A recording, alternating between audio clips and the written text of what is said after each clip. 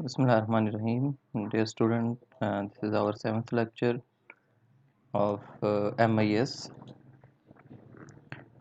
आज के लेक्चर में हमने डेटाबेस और एडमिनिस्ट्रेशन से रिलेटेड अपने इस टॉपिक को कवर करना है। तो डेटाबेस की मैनेजमेंट के अंदर जो पहला वर्ड इसमें यूज़ होता है वो है डेटाबेस एडमिनिस्ट्रेटर, जिसको हम DA कहते हैं। तीन तरह के यूज़र्स होते हैं जो डेटाबेस को यूज़ करते हैं। एक DBA, data base administrator. Second DA, जिसने डाटा को देखना होता है, डाटा एडमिनिस्ट्रेटर। और थर्ड नंबर पे आता है हमारे पास एंड यूज़र, जिसने उस डेटाबेस को यूज़ करना होता है। तो ये तीन तरह के यूज़र्स होते हैं जो डेटाबेस को यूज़ करते हैं।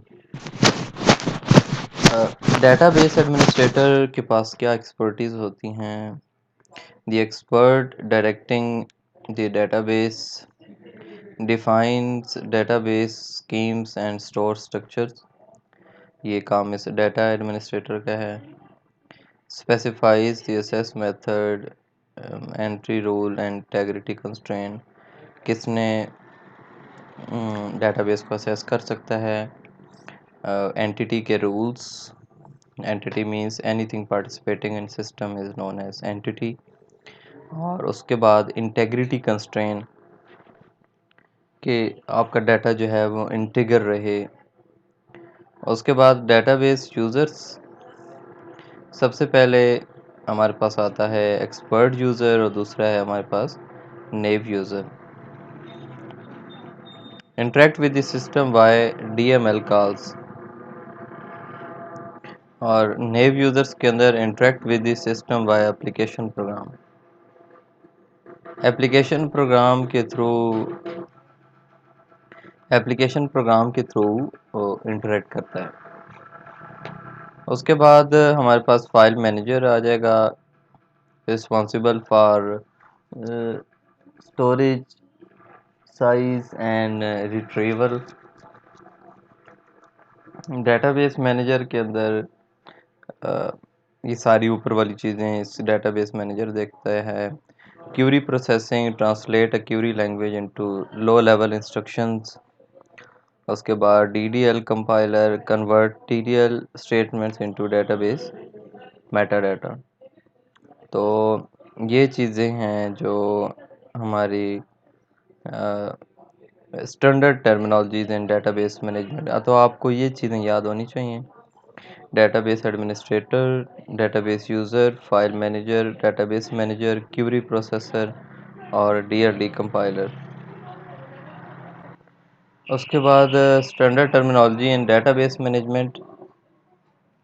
क्यूरी प्रोसेसर जो हाई लेवल लैंग्वेज की क्यूरी को लो लेवल इंस्ट्रक्शंस के अंदर कन्वर्ट करता है। DDL compiler converts DDL statement into database metadata.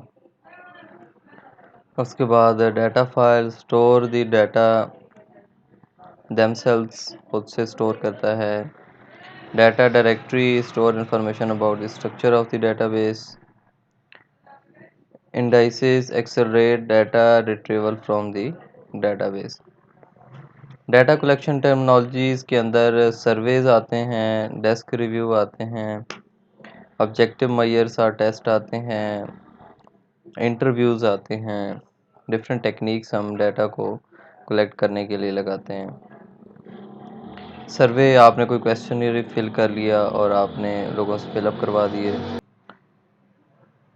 Data collection from records, उसके बाद ये सारी चीज़ें आपके डाटा कलेक्शन की टेक्निक्स के अंदर आएंगी। चैलेंजेस क्या होते हैं डेटाबेस को डील करने के लिए? डाटा रिडंडेंट होता है और उसके बाद इनकंसिस्टेंसी होती है इसमें डाटा में। Information should be generated at different points, the data set be updated consistently। एक तो ये प्रॉब्लम आता है। डाटा की integrity, data stored should fulfill certain prescribed constraints। किसी कानून और ज़वाबित को डील करना चाहिए। System should adapt readily to change of the constraints. System should recover from crashes with little difficulty. अगर आपका डाटा या डेटाबेस हैंग हो गया है तो उसको खुद से रिकवर कर लेना चाहिए।